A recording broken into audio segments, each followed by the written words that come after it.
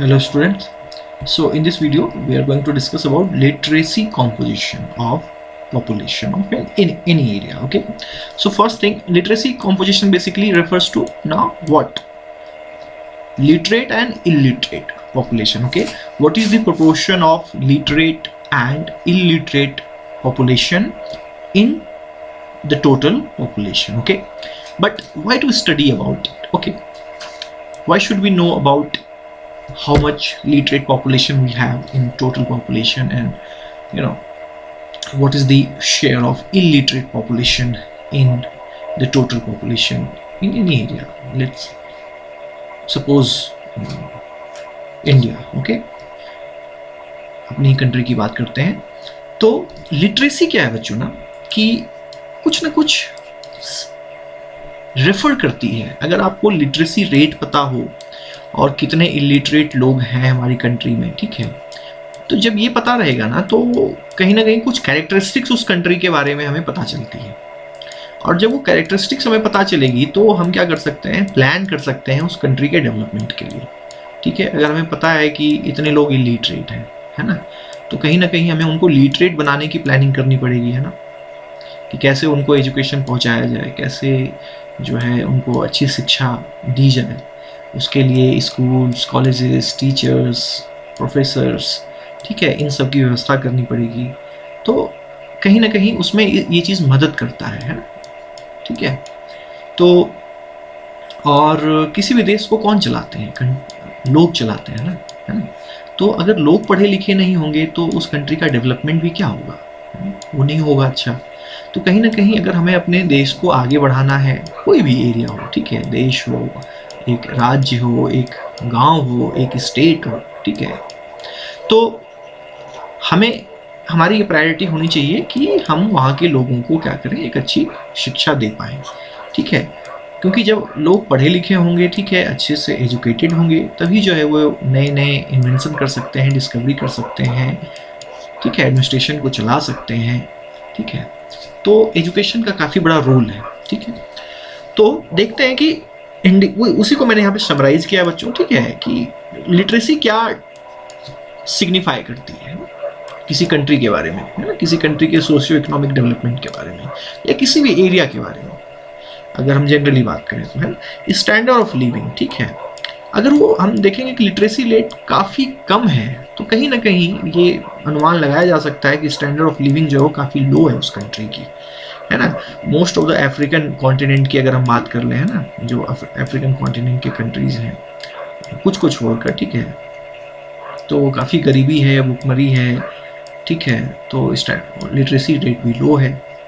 Social status of females, है ना, literacy rate काफ़ी कम है, तो ये देखने में आया है कि फीमेल का जो एक सामाजिक सम्मान है वो कहीं ना कहीं कम होता है. ठीक है, availability of educational facility, literacy rate कम है, इसका मतलब पढ़ाई लिखाई के ज़्यादा साधन उपलब्ध वहाँ पे नहीं है, तभी तो लोग नहीं पढ़ पा रहे हैं ना. उसका दूसरा, पॉलिसीज ऑफ गवर्नमेंट. ये गवर्नमेंट की पॉलिसीज भी दिखाती है कि जब लिटरेसी रेट कम है तो कहीं ना कहीं ये हमें पता चलता है कि जो गवर्नमेंट है वो कहीं ना कहीं लिटरेसी पे, एजुकेशन पे फोकस नहीं कर पा रही है या नहीं कर रही है. वजह कुछ भी हो सकते हैं, उन वजह में नहीं जाएंगे अभी. ठीक है, तो ये तो पता चलेगा ना कि गवर्नमेंट को फोकस करना है ना, वो प्लानिंग तो कर सकती है कि आगे हमें कैसे एजुकेशन को बढ़ाना है, लिटरेसी को बढ़ाना है. ठीक है, लेकिन ये पता रहेगा तब तो कि कितने लिटरेट हैं, कितने इलिटरेट हैं, है ना. अगर हम एज्यूम कर लेंगे नहीं सब लिटरेट है ना, एजम्पशन से तो काम नहीं चलेगा. हमें इस कॉम्पोजिशन के बारे में स्टडी करना पड़ेगा, हमें पता करना पड़ेगा कितने लिटरेट हैं, कितने इलिटरेट हैं. ठीक है, तो ज़्यादा डिस्कशन नहीं है बुक में. ठीक है, लिटरेरी कॉम्पोजिशन के बारे में बस इतना ही है कि उसका सिग्निफिकेंस क्या है, उसका मतलब क्या है, और इंडिया में एक लिटरेट पर्सन को कैसे डिफाइन करते हैं. ठीक है, तो इसको देखते हैं बच्चों कि who is considered a literate person in India. India में किसी व्यक्ति को पढ़ा लिखा हम कैसे डिफाइन, कैसे मानेंगे कि ये पढ़ा लिखा है. ठीक है, तो ये 4 क्राइटेरियाज हैं. वो अबव 7 ईयर्स ऑफ एज होगा. ठीक है, हालांकि 7 ईयर्स से कम में भी, जैसे कि आप लोग जाने लगते हैं बच्चे, है ना, LKG UKG में जाने लगते हैं, फर्स्ट में भी एडमिशन हो जाता है 5 ईयर्स के आसपास, है ना. तो थोड़ी बहुत जानकारी होती है उन बच्चों के पास, लेकिन फिर भी हम उनको लिटरेट पर्सन में काउंट नहीं करते हैं, ठीक है। वो जब अबव 7 ईयर्स हो जाएंगे तब हम उनको काउंट करेंगे। तो फिलहाल किसी भी व्यक्ति को लिटरेट तब माना जाएगा जब वो 7 ईयर से अबव उसकी एज हो। दूसरा, एबल टू रीड, वो पढ़ सके कुछ भी, किसी भी लैंग्वेज में, ठीक है। लैंग्वेज कोई यहाँ पे रिस्ट्रिक्शन नहीं है, ठीक है। In any language if he और शी कैन रीड, ठीक है। एबल टू राइट, किसी भी लैंग्वेज में she and he is able to write something, okay. And able to do arithmetic calculations, है ना, जो सिंपल एरिथमेटिक कैलकुलेशन होते हैं ना, ठीक है, डिवीजन, मल्टीप्लिकेशन, समेशन, सब्सट्रैक्शन, ठीक है, विद अंडरस्टैंडिंग, ठीक है।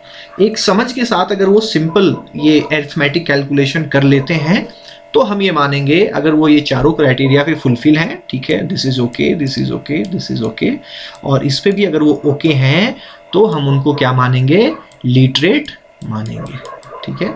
और अगर ये चारों क्राइटेरिया वो फुलफिल नहीं कर पा रहे हैं, ठीक है, तो हम उनको इलिटरेट मानेंगे, ठीक है बच्चों।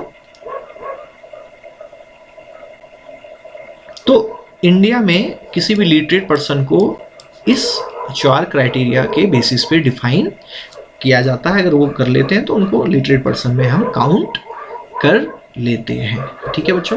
तो नेक्स्ट जो वीडियो होगा बच्चों, तो अलग ही रखते हैं क्योंकि ये अलग टॉपिक है, तो उसमें ऑक्यूपेशनल स्ट्रक्चर को हम डिस्कस करेंगे नेक्स्ट वीडियो में। इस वीडियो में लिटरेसी कॉम्पोजिशन तक ही इसको रहने देते हैं, ठीक है। तो नेक्स्ट वीडियो में मिलते हैं आपसे ऑक्यूपेशनल स्ट्रक्चर डिस्कस करने के लिए, ओके। तब तक के लिए बाय।